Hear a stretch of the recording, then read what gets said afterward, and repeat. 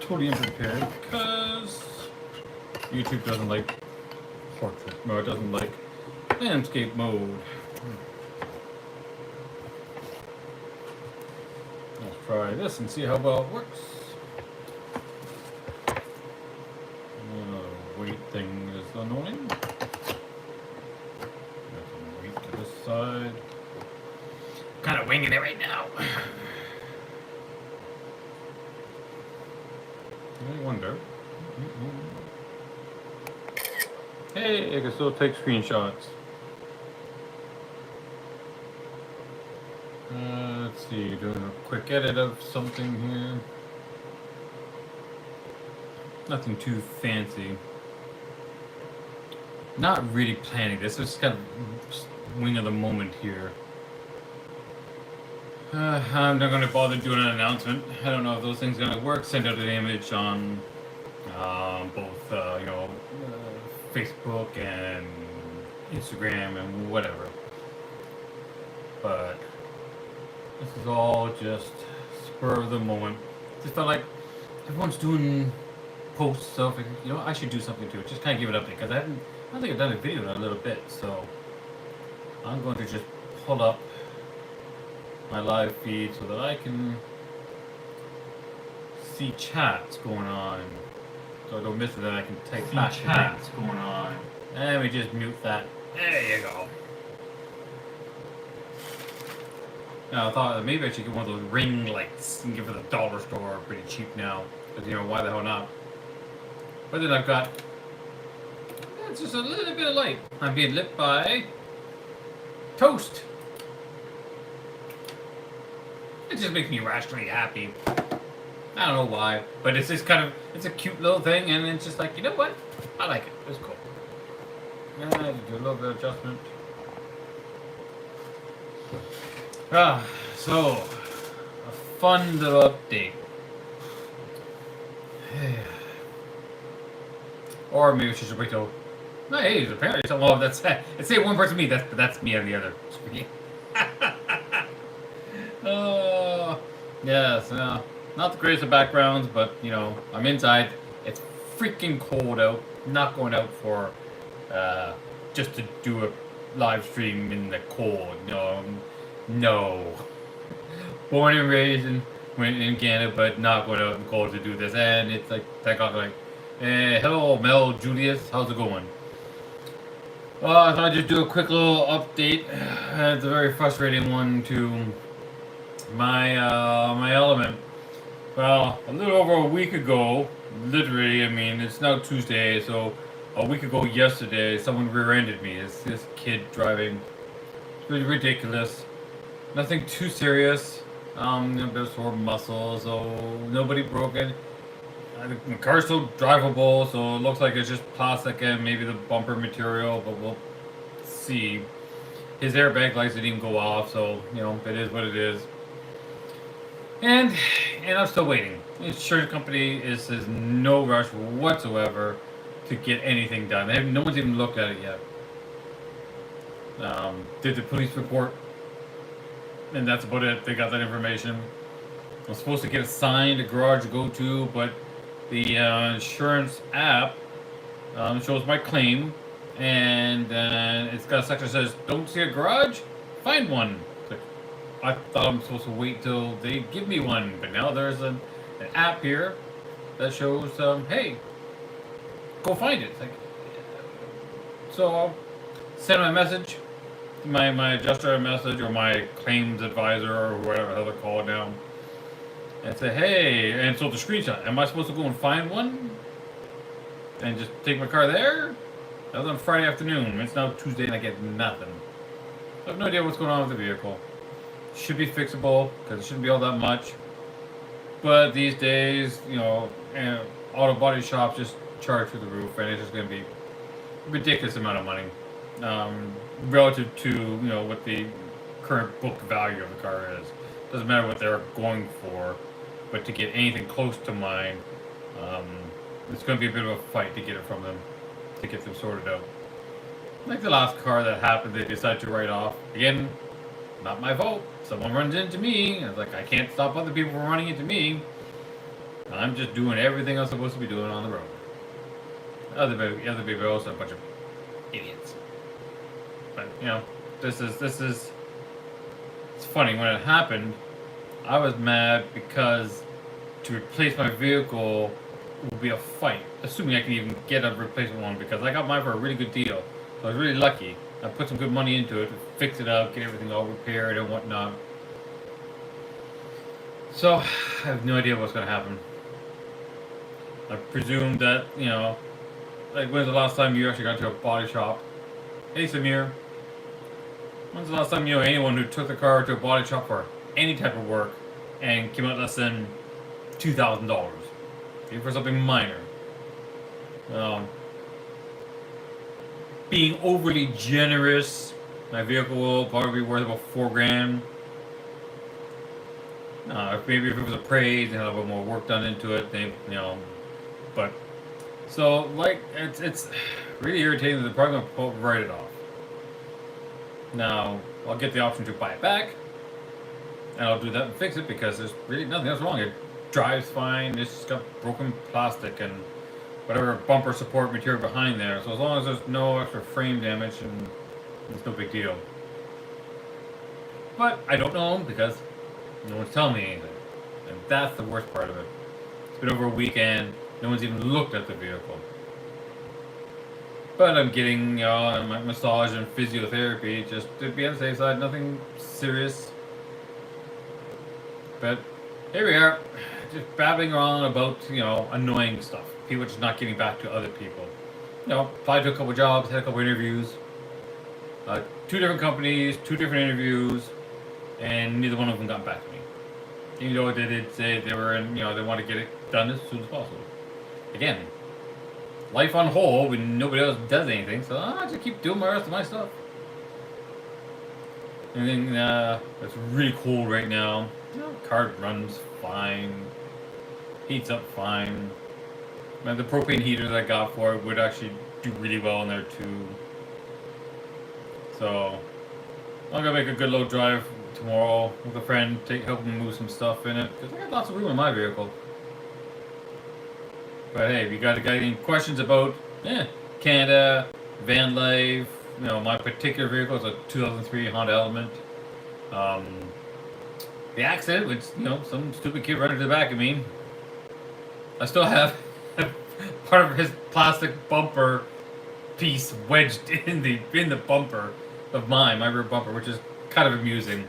My friend who was with me when I went to do the report, she says she wants that piece. I said, okay, fine, you can have it. I'm just gonna tell the body shop that, hey, when you take that out, I need that piece. So yeah, it's just very annoying. But my lighting, well, I've got my overhead light obviously, but my other light, I'm lit by toast.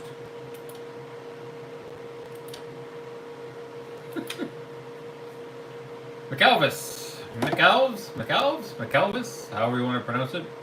But yeah, the my toast light, because my Honda Element is shaped like a box. People call it a toaster because it's pretty much shaped square like a toaster. So toast-related things and memes are directly appropriate. Seen some people with one of these, and I saw one at a local giant Tiger store. I was like, for $10, I'll grab it. And it makes me irrationally happy because I watch it and it's just like, oh, it's kind of cute. Although I was toying with the idea of I don't know, paint it or just kind of wrap it in the same color of my vehicle, which is orange. So which would be kind of a little more appropriate for it, but we'll see. Oh, it's been fun. I've been doing a lot of 3D printing. Finally got my machine up and running properly, and found a few more tweaks to adjust things. One of the cool little things that I do,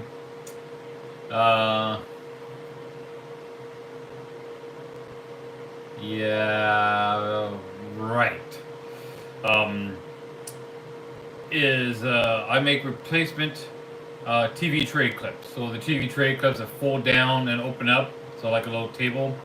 The little clips on the bottom are just plastic. They wear out. I mean, they don't make anymore. No one makes them, but I make actually rubberized versions of these. I sell quite a few of them.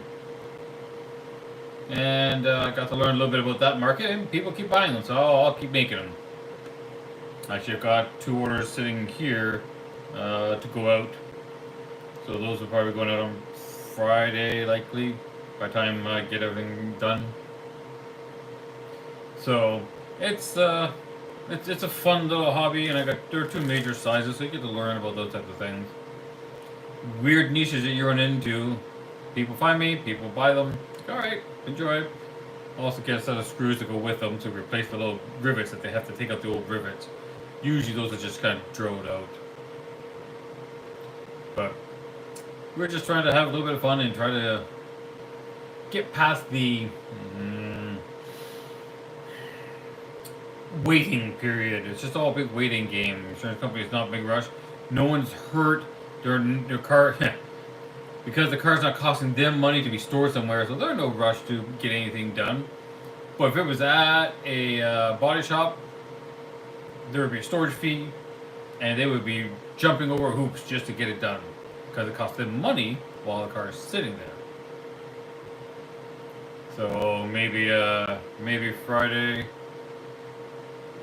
What's tomorrow? Wednesday? Maybe Thursday even.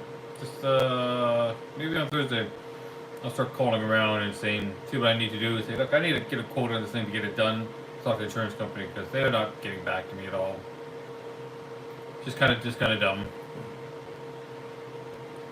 But here we are. Such is life in donuts when we just try to just get shit done, man. And even the process of reporting the vehicle you're doing, you go into a kiosk now, and you fill out everything on the kiosk. You just touch the screen. You know, which way were you going? North, south, east, west. You know, draw a little diagram, answer a bunch of questions. All these things that the police used to do themselves. Now we got to do it. So we do more work and not getting any more service out of it because I don't think there's any reciprocal benefit from us doing them versus the police doing them. Saves some time, that's fine, but I don't think it's making that big of an impact. But here we are. That's just life and donuts, as I say.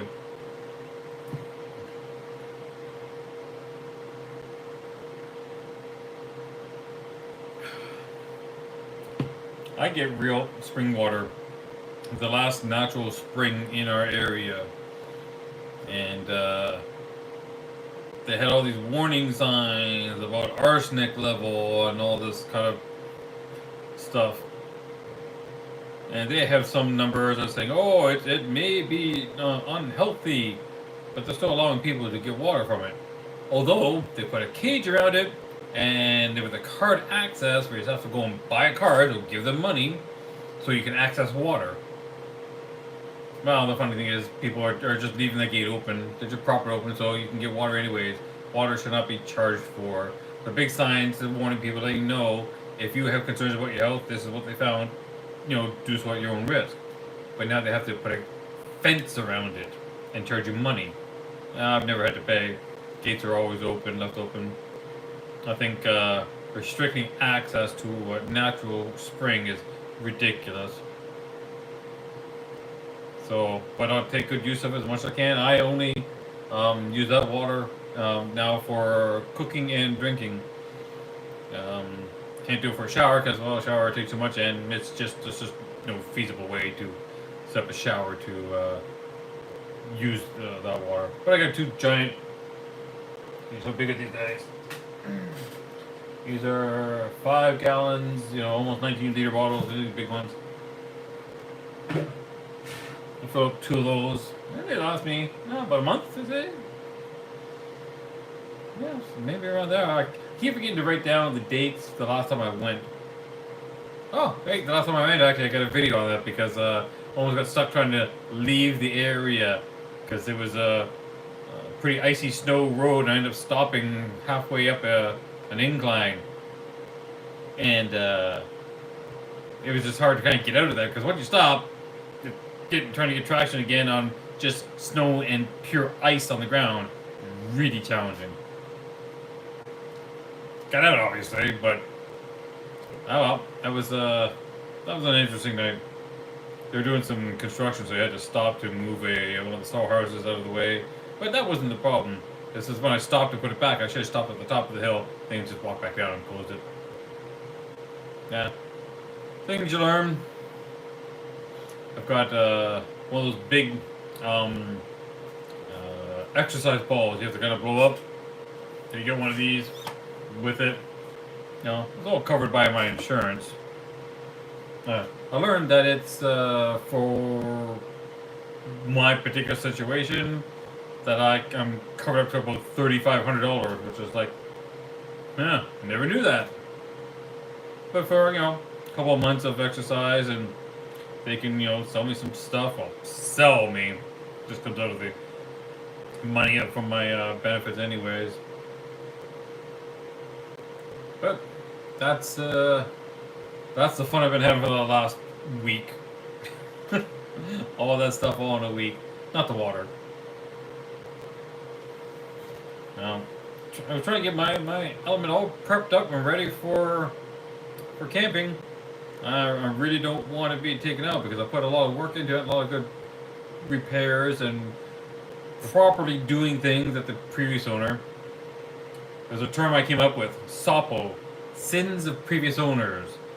Because unless you got someone who has the documentation, the receipts of everything, you're always going to find something stupid that they did or didn't do. One of my vehicles, I had a 2007 XC90. That was a fun vehicle. And it was a straight six, so 3.2 liter straight six, so I had to replace a coil on it. I figured, I might as well do the spark plugs too. It's 6 spark plugs. 4 different types and brands. Who the hell does that? Who does just something most ridiculous thing? Like, you change your spark plugs on a vehicle, you buy 6 spark plugs, man. They're not that expensive. Not some are, but like, I just couldn't believe there was like 4 different types. That means out of all 6, 2 of them they're similar to 2 others, and there were 4 other. It was 2 of the same and 3. Geez, the logic of that. So you have 4 different brands. That means you had 2 that were the same of 2 other ones. That's like the epitome of being lazy at that. Do your maintenance on your vehicle, man. And I'm talking about not just oil changes and brakes when they need it. Look at the owner's manual. It will tell you what needs to be done. There are different types of fluids to be replaced. You know, your transmission fluid, your rear differential fluid if you got a rear-wheel drive, like a truck or an all-wheel drive vehicle. Those all need to be replaced at a regular interval. That doesn't mean every year. Every 40, 50, 60,000 miles or kilometers. It depends where you're all coming from. You just kind of need to do that stuff. Otherwise, you get surprised with breakdowns and yeah, it just gets to be not a good situation. It costs you more money. Spend the extra $100 a year to do simple maintenance, and then surprised by sudden repairs.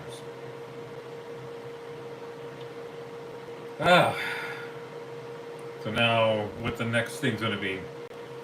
It's funny, when I started looking into camping, I started looking into the setups for what other Honda Elements owners have. And hey, Fox man, how's it going, dude?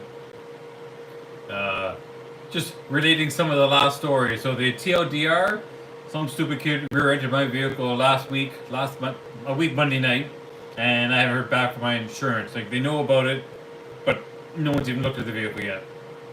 So that's fun. I had 2 different interviews with 2 different companies, and they haven't got back to me. That was a week to 2 weeks ago. So it's all just twiddling thumbs, waiting. Now I'm just waxing poetic, as the case may be, about what to do next. The vehicle is more than fixable. There's a 2024 Civic ran into back to my 2003 Honda Element. Now his airbags didn't even go off. So this is mostly cosmetic. Like obviously just a plastic bumper cover and what have you. But I imagine I know on the inside there's these, I'm going to call them plastic bubbles. So you've got the bumper plate, and then you get this section of plastic bubbles. So I guess it acts like that's a 5 mile an hour bumper that's on the inside. So I imagine that would need to be replaced. I don't know about the metal plate. Maybe. Again, I need to get into a body shop to take a look at. I mean, I'm still driving the vehicle, and it drives like it always did. No issues whatsoever. So we'll see. I'm waiting to see what I need to do yet. And this is where we're going when you showed up. My next vehicle. I would ideally like to just keep the same vehicle because I've done so much work prepping it for camping.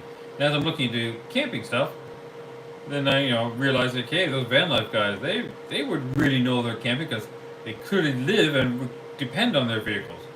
So I started watching their stuff, and they got some pretty wild stuff, man.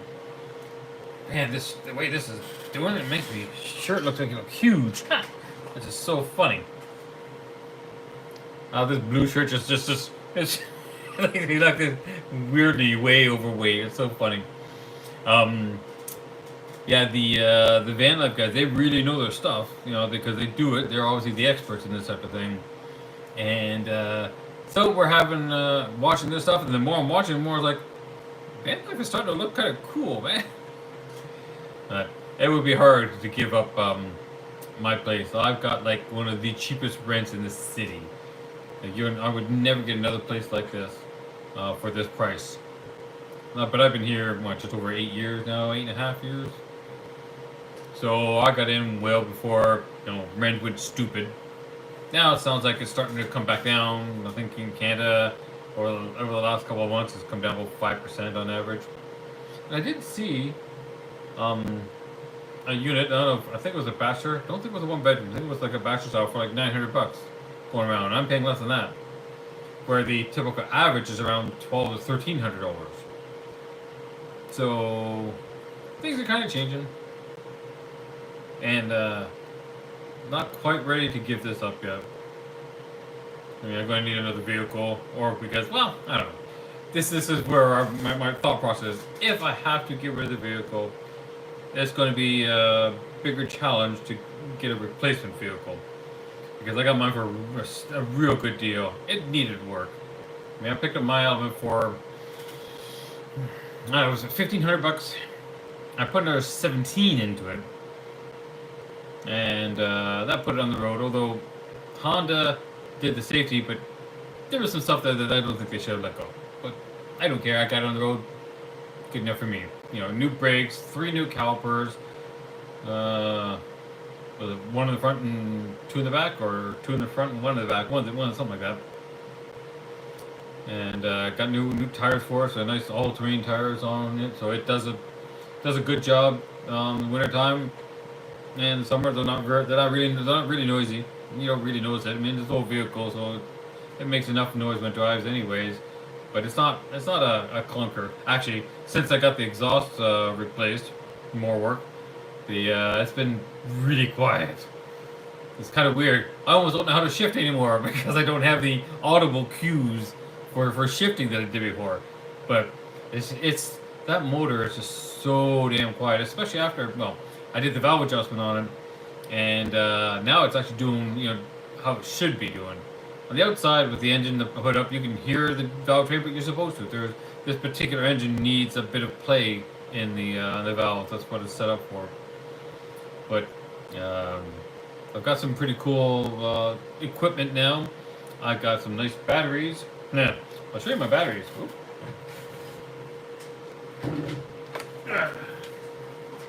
Yeah, here we go. So this is a 50 amp hour lithium battery. I've added these 2 12 volt ports on here, just the regular 12 volt adapter ports. The battery itself, hang on, just trying to adjust something here. Interesting, I just noticed something. Anyways, the battery itself has a USB-C port, and I added the battery monitor on there, which I forgot to turn off, but it just turns on and off. So you just buy that and hook it up to the 212 port. No more terminals up top. But this one's still showing 13.1 volts, yeah, and then 99%. So I've been doing some testing with this thing. I got 2 of these. Now, I only bought 1, But this was the first one that came in, the DC port. It's just a 5.5 millimeter barrel connector. You would see like on the adapters of various things. But I was getting no power out of this. Now the neat thing about these is these are both inputs and outputs. So the battery management system can tell whether it's giving power in or power out. I went, okay. So I tested it. I made. This is not that heavy, but just awkwardly heavy enough.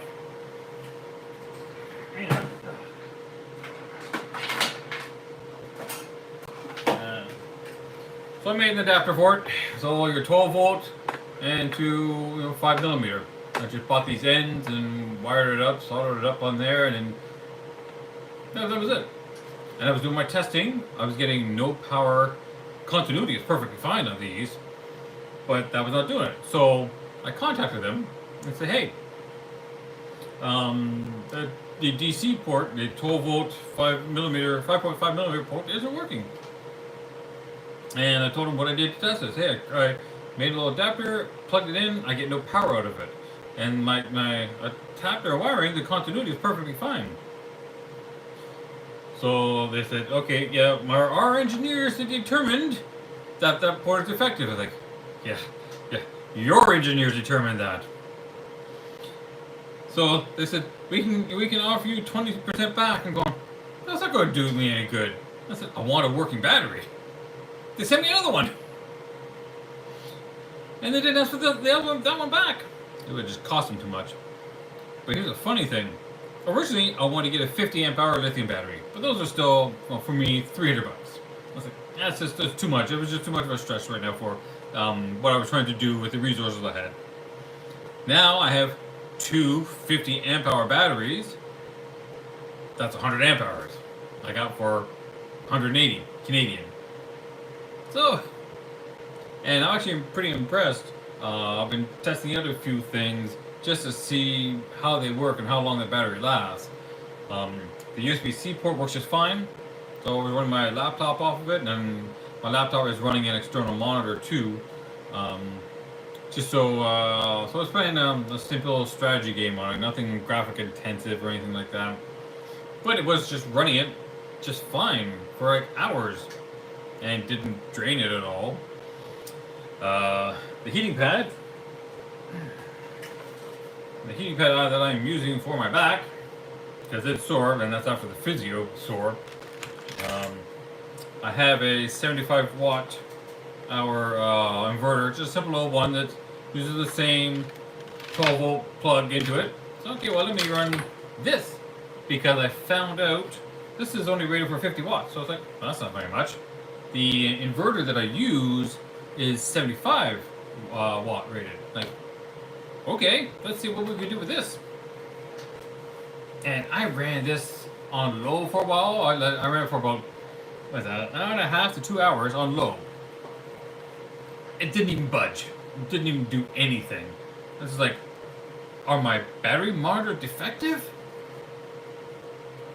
Okay, let me put this on medium. I checked the voltage, and it's like, the voltage in the battery hadn't even budged. I went, holy crap, this thing on low just like sips at power, and it was working. It was warm, but very, very lightly. But what was interesting is this part of the controller, it's just got three batteries, like low, medium, high, and off. And this part here was still on the warm side. I went, huh, interesting. Well, let me put it up to medium. Let's see if it does any more drawing at that point. Put it up to medium. Another hour later goes by, and battery still hasn't budged. I'm going, this seems very odd. Now, rated at 50 watts, that 50 watts is 50 watts per hour, and theoretically that should be on high. So if I ran it for an hour on high, that would theoretically consume 50 watts of power. Now these batteries, they're 50 amp hours at 12.8 volts, so that's 640 watts. Technically, it would take me 1 hour to use up 10% of it. But it's not even doing that. And I'm going, well, let me put it on high then and see how that goes. And then after an hour, it dropped like 1%. I went, holy crap, this thing is just sipping on power. So I'm impressed. Now, that being said, this area here was getting really warm. So the electronics in here, something here was really compensating for the, I would guess, modified sine wave inverter that the little 75 watt one is, as opposed to a pure sine wave, which is what our home ACO is. So at some point I'll have to get a pure sine wave inverter. And I want to find out what the lowest wattage pure sine wave inverter would be. That would be interesting to know. Now, speaking of, I'm going to put this back on my back. Put it to medium, then it'll get too hot, then it'll turn down, and then it'll be, probably soaked up to law. Let me adjust this a little bit more. There we go. So as I test out more things, I have a neck pillow. Well, not really a neck pillow. It's a massaging neck thing that also heats. So I can put it around my neck. It vibrates and it heats up too. But that runs off of has a little 120 AC adapter that plugs into it. I'm going, wonder what the output of that adapter is. Look, 12 volts. Well, go freaking figure. So now I've got a 12 volt system. I'm going to see if that works. I want to see if that plugs in. Now the other, man, some of the stuff you just kind of run into is kind of amusing. So years ago, about 3-4 years ago, maybe 4 years ago, I bought a Canadian Tire power box. So this was before lithium became a big thing, and it was a booster. It was like an all-in-one thing, so you can boost your car with it. It has an inverter built into it. Then it has three 120 plugs, 120 volt plugs in it, and that's a USB port. That's basically it. And it's not very big battery in it. I think it's only rated about 400 watts total. It's a sealed lead acid battery, a small one, and that inverter is rated at 700 watts. Yes, 700 watts with a peak draw of 2,000 amps. So I'm guessing that 2,000 amps is for when you're boosting a vehicle, how much you can pull out of it before it shuts down. So since I've been really pushing into batteries, I've been testing out batteries and see what these things can do. So it's like, okay, well, if I'm going to be in my vehicle for a long time and I have this stuff, how can I make use of it? What runs? Now 700 watts, I'm going, not a huge thing, but I wonder if it'll run by hair dryer. I'll plug the hair dryer into it and run that. It ran it. Now it was complaining about it. Oh, that's weird. Mine's up here seems to be paused. Weird. It was complaining about the draw from it, but after a while it just got shut up. So as long as I keep it on medium, it's fine. On high, hairdryer would be around 1500. But I used it, and not like I have a ton of hair, really. I used it for about, let's say 5 minutes, and it ran for the 5 minutes. I was waiting for it to overheat. There was a little LCD display, and it was showing 800. So it was drawing 800 watts out of it, but it didn't complain. It didn't shut down. So that's impressive. Now, that too can be recharged through. Well, it has a couple 12 volt terminals, not too dissimilar. The booster cables plug into those 12 volt terminals. I also bought at that time some solar panels, and there are Noma solar panels. These two big solar panels, and they're tall. They're probably like 4 feet tall. But the combined recharging output from the solar panels is only 50 watts. Overall, I mean, for that thing, it would do okay. We could charge it up, but that's about it. So it also has a barrel connector, so you can plug it into the wall and charge it from your AC outlet. And so I thought, I wonder if the 5.5 is the same, because I'm thinking maybe use the lithium batteries, to power this, and then I would have an extended life with the inverter on that. I went, huh. But this is too big. It will not fit in there. When I look at the charger that I have, and I've only got a universal charger, that's when I realized the universal charger has a universal adapter. I went, huh. Oh, wait, I wonder. Oh! Put this into the lithium battery and plug that directly into the big battery. So now, well, the big battery, the big box. Now the 400 watt can last twice as long, 2.5 times as long. Because I got another 680 watts backup charging it. I went, so I did a quick little plug in and yep, it charges. I went, sweet. Plus now I've got 2 of those, so this inverter would last, well, 5 times? 5 times? Does that make great? So it's going to be good. Yeah, see now this is getting too warm on medium. I have to put it on low. So yeah, lots of power now. I need to just adjust this so it still seems a little. Oh, let's just go this way. What's this? Oh, maybe this one's just. Oh well, whatever. So I got lots of power for what I do. Not much. I mean, I'm not gonna go play Nintendo while I'm out camping. To me, if you got a TV and you're camping, you're defeating the point of camping. Why are you out there watching TV? Because you can do that at home and you do it every other day. It just seems to be a pointless thing to do. So, I'll have a tablet. Maybe if I'm with a friend, we can watch a movie. But I'd rather just spend time with people and in nature and have a fire going, the bonfire, sitting outside a bonfire. To me, that makes the most sense. But yeah, learning about power and batteries and lithium iron phosphate and lithium ion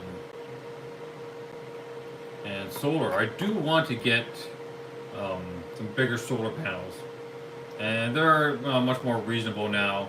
You know, get a 100-watt solar panel. Even if I got one of the flexible ones, it's probably more what I'm going to do because that makes most sense for the vehicle that I have. Until I build my custom roof rack, which I have an idea for that already. The flexible fold-up ones would be perfect because they'll just fold up inside and they're not very big and take up a lot of room. But a lot of people tend to want to lean on solar. Solar at best, from everything I've seen, on anything less than full-size van RV setup, solar is auxiliary backup, secondary at best. Because you can't get enough solar panels on the top of a small vehicle to make it worthwhile. I mean, if you had a full-size van, you could put 4 or 5 panels up there, and they could be anywhere from 100 to 300 watts each, depending on your budget. Maybe at that point you can do it just fine. But most people have minivans, SUVs, cars, trucks. You're not putting that many solar panels up on top. And even then, even if you do, solar doesn't run straight ahead all the time. So by putting it flat, you limit your best solar charging times to a very narrow window, because it's only when the sun hits it at the right angle. There's actually a website you can calculate wherever you are in the world what the optimal angle is for the time of year. That's what's important.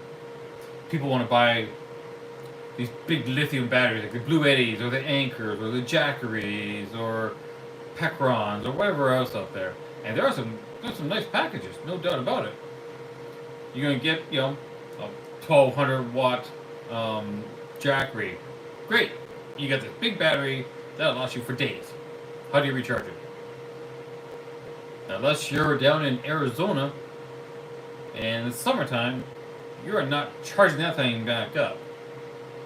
I mean, 100 watt panel, 1000 watts. You need 10 hours of perfect sunlight. Most places get 4 to 6 hours of good sunlight and maybe 1 hour of that perfect narrow band for the panel because you have to be facing the sun at a certain angle. You get the portable ones, you could change it every 15 minutes or so. That's a pain in the ass. So 100 watts, 200 watts, it's not going to charge a battery that size in one day. So as long as you're not using any more power the next couple of days, you can charge it up.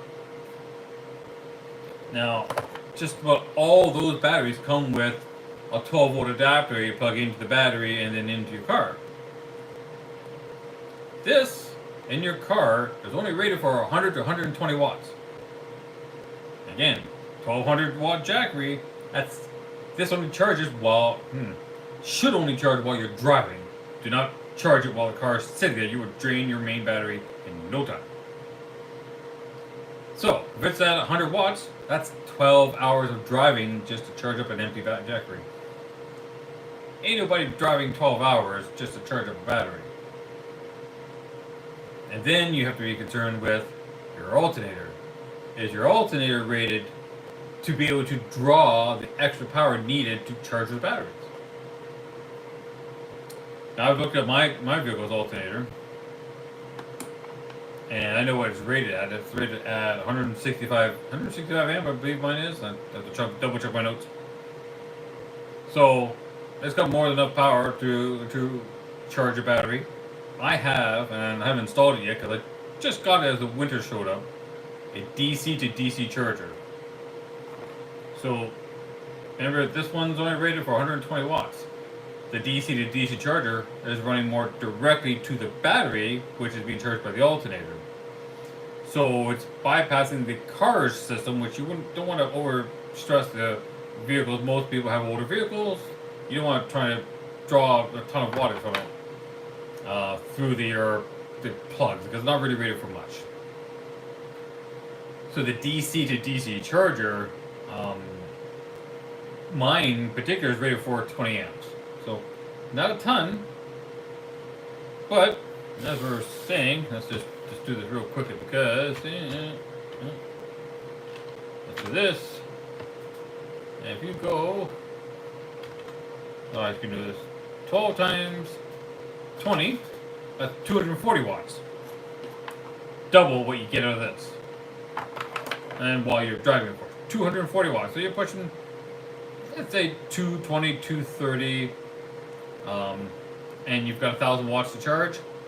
It's only 5 hours at that point. So yeah, well, this is not ideal, but it won't stress out my alternator. And that's what you got to really be concerned about. You know, DC to DC chargers, you can get a lot bigger ones that will certainly charge faster, but your alternator has to be able to handle it. The alternators have fans as part of their systems. Some of them are slightly external, some are internal. But the fans help draw air over the alternator to keep it cool while it's doing its thing. It heats up. If you are drawing too much power, and they can draw more power than they're rated at, but if you start pushing that maximum and going even a bit beyond it, and their airflow that they're designed for doesn't cover it, you're going to burn out your alternator. I know there are DC to DC chargers that can do 800 watts. So you can charge up these batteries in no time for driving. But if your alternator can't handle that kind of power, or can't get rid of the heat fast enough, yeah, it's going to cost you more than a battery or a DC to DC charger. You're going to be burning something out there. You're definitely replacing the alternator, no doubt about it. But anything else, yeah, good luck. If you have access to AC power somewhere, yeah, who cares? It doesn't really matter. Like I said, solar helps you recharge. Is it supplementary? You know, maybe do little top ups of things. You really need to know how much power you're using. You really, really, really do. Without knowing that, people just want a big battery, but they don't think about the charging. They don't think about how much they need. So like I said, I've got a battery, USB-C, 12 volts. I can run an inverter off of that, $180. In the States, you can probably get for like 120, I think I saw them. So cheap batteries for lots of power. Get your own inverter, and then now you got separate pieces. Now, the one great thing about the Jack Reeds and the anchors and everybody else in that field, is you got everything all in one. Nice little package. It's great. But if anything breaks on them and you're under warranty, you have to send the whole thing away. And you have nothing. Okay, if you live in your car or if you're camping, this could be a real problem for you. Now with mine, I've got my battery, I've got my inverter, I've got my cables. If the inverter breaks, I could just go buy another one and use that. I'm not without it for, the only time I'm without it is just between the time that it breaks and I buy a new one. I don't have to send anything off. I can send the old inverter off if it's a brand new one under warranty, for example. I can send that off and get another one to use in the meantime. So it's modular. It's cheaper. I mean, you want to get, well, let's see. Let's just go to Jackery's website right now. Jackery.ca. Yeah, their ads and pop-ups all come up. Let's see. Let's go to shop. Oh, this term solar generators is irritating because they're not generating solar. I get what they're trying to say, but it's kind of logically makes a little annoyance. But let's go with portable power stations. Can I refine this? Not so much. If I go with their 1264 watt. So that's their Explorer 1000 Plus, which is about what the kind of power that I have with the two batteries I have.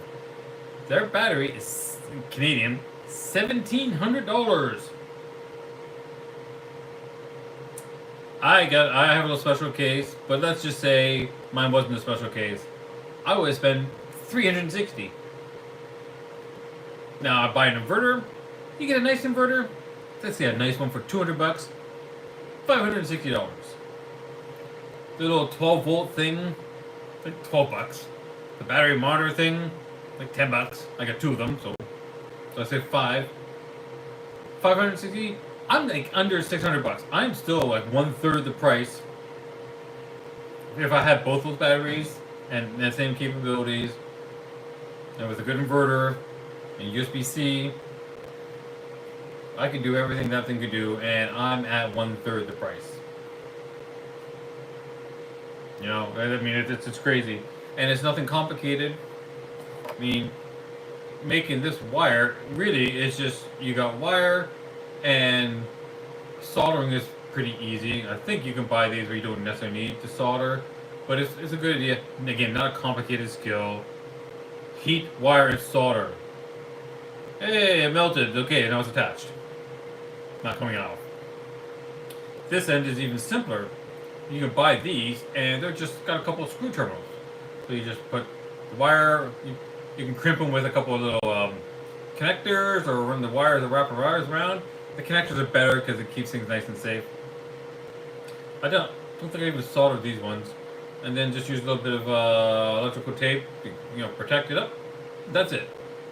Making these is not complicated. The parts are really, really cheap to buy, and you don't need to be some master electrician just to, do some soldering. Even a cheap solder would do whatever you need for, like, the $5 dollar store solder and some of that with this stuff.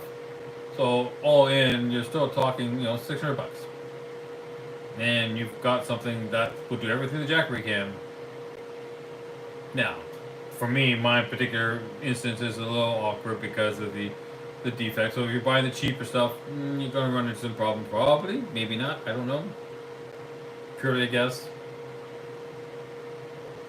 But I don't care. That DC port is not that important to me because I've got the 12-volt one.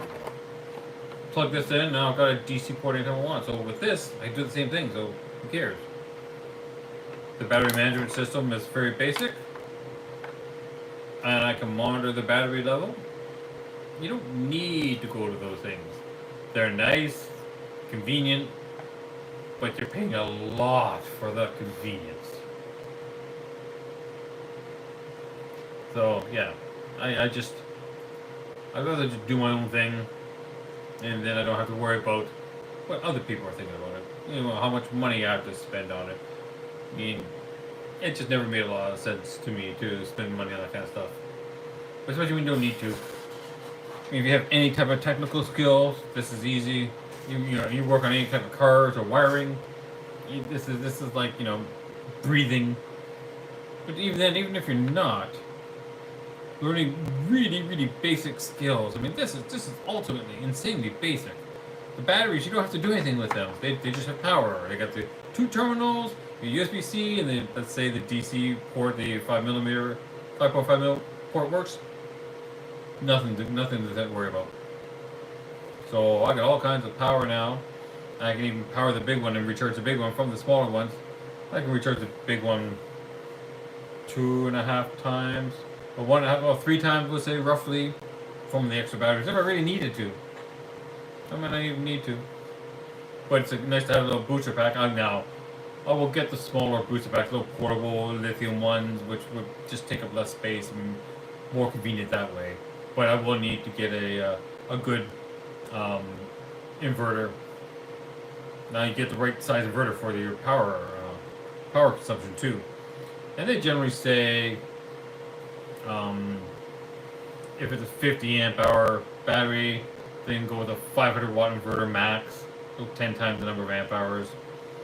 100 amp hours, 1000 watt hours inverters. That's keeping it safe. Now you might be able to get a little bit either way. Less is never going to hurt. More, maybe you want to do a little more digging into that. But if you keep everything under DC, then that doesn't even matter. You get your DC to DC converter for charging.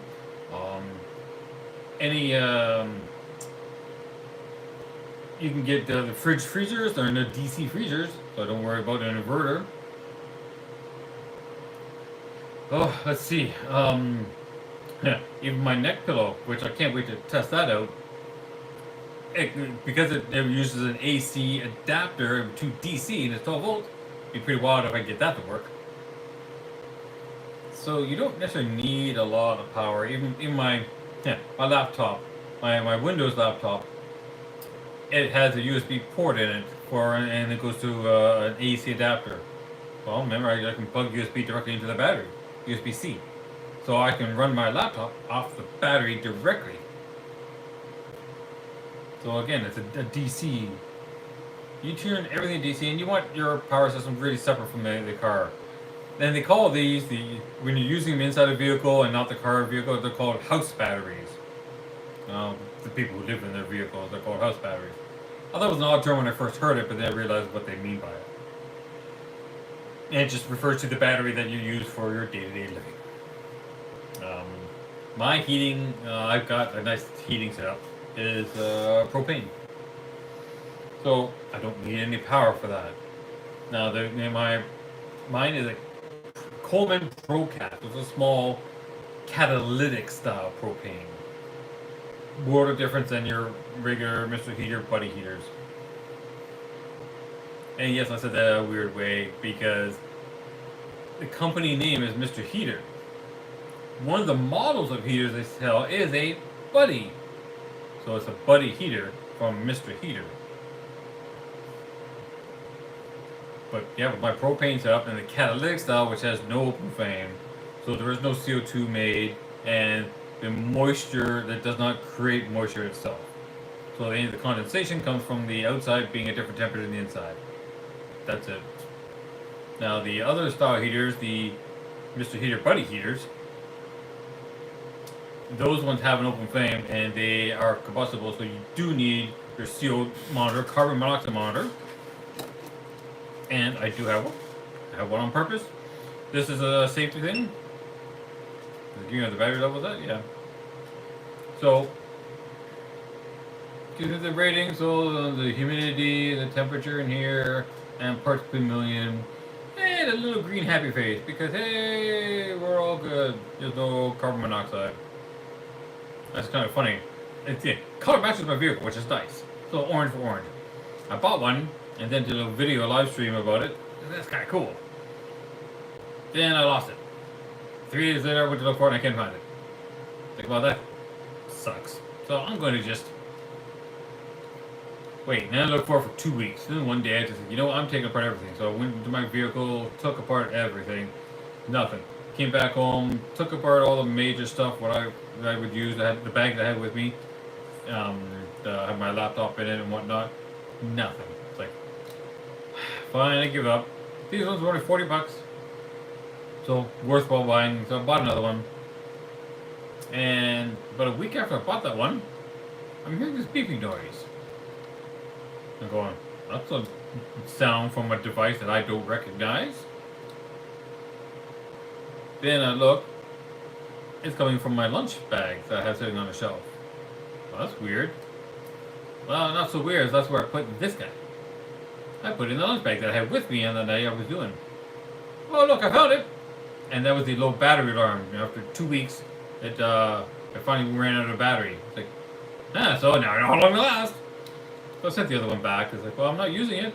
I don't need to, keep that $40 sitting on something that I don't need. My vehicle's not that big. So these are really kind of cool. And for $40, that's a good deal.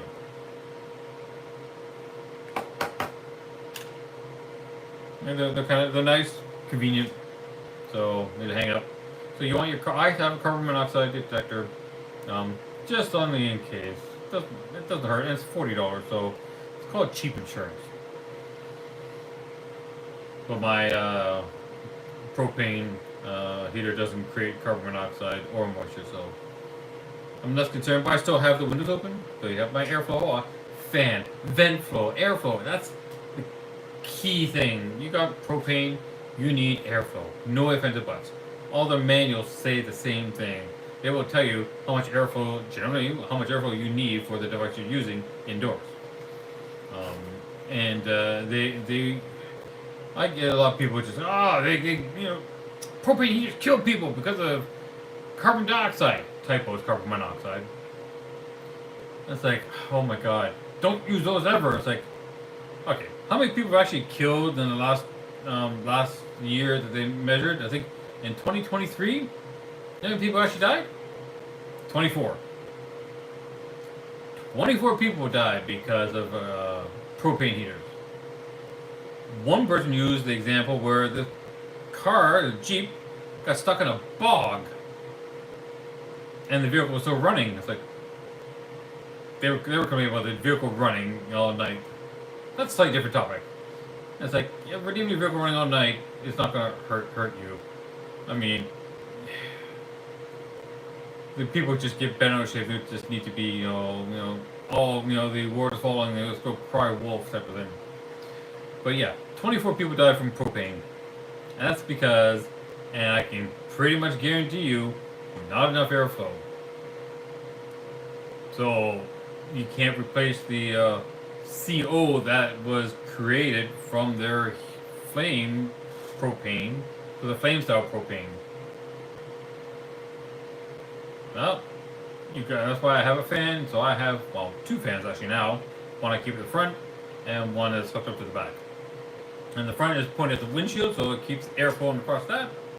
It helps keep things circulating inside. And I got one in the back pointing towards the front, so it's pushing the air, so things get circulated inside there. And I keep my two side windows, which they open on this way on the sides, they're on the rear doors. Pardon me. So I have no concerns at all about using it. About a week ago, I was doing some testing. It was a cold day out. Yeah, I'm just gonna go park somewhere and run the heat for a while, just to see what it's like. And it was cold out, but it was still staying nice and 19 degrees Celsius on the inside. Then I didn't have any of my insulation on my windows up. Like, all right, and I had the heat on low. I think it is low. Yeah, it was just on a basic setting. Nothing fancy, nothing crazy. It was just doing its thing. So if I had the insulation up as well, it would probably be even warmer in there. So got my camping cot, which fits in there perfectly. I got heating, I got power. So the basic comfort necessities are taken care of just fine. I'm good with that. But anything else, still gotta get there. Like, going to the toilet. Or if I'm not at a national park where there's camp toilets or whatever. Still gotta work on that setup.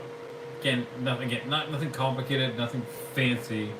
It's just something, you know, I'll get set up there eventually. And I'm gonna get some more water. Luckily, I'm not going far. One moment, we're experiencing technical difficulties. Ha. Need some more water because I had a lot of sugar tonight. And bounced that sugar off.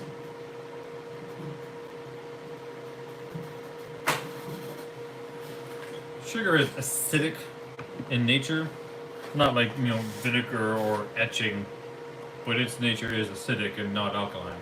So balance it off with a bit of water, and your body's not so, you know, destroyed by it.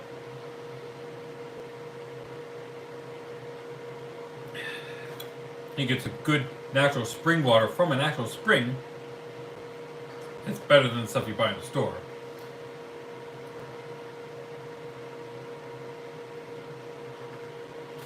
And after carrying that reverse osmosis water, well, it cleans up the water, it also removes a ton of stuff that's actually good for you, like the minerals in it. So I won't do reverse osmosis. I think that's just a bad idea. At most, doing a water still where you're distilled water, if you're out and you need to do that will keep you going, but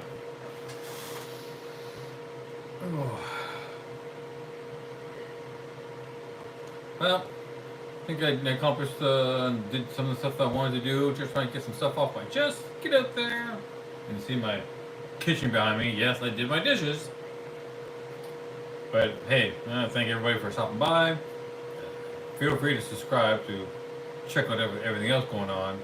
I'll be updating stuff. I'm going on another trip tomorrow, but I imagine, well, we're going to my buddy's place, and he said it's had some snowstorms up there, so it should be a little more interesting. But I'll do some recording of videos. I think I put the other recording up there. I'm not sure now. But video editing is another task to do, added to everything else. But it gets there. I try not to do anything too fancy. But hey, good to see everybody. Thanks for everybody stopping by. You can always send me questions or just subscribe. Check out the next videos that come out. Or have a little bit of fun. Have yourself a good night, everyone. I'm going to do some reading before I go to bed.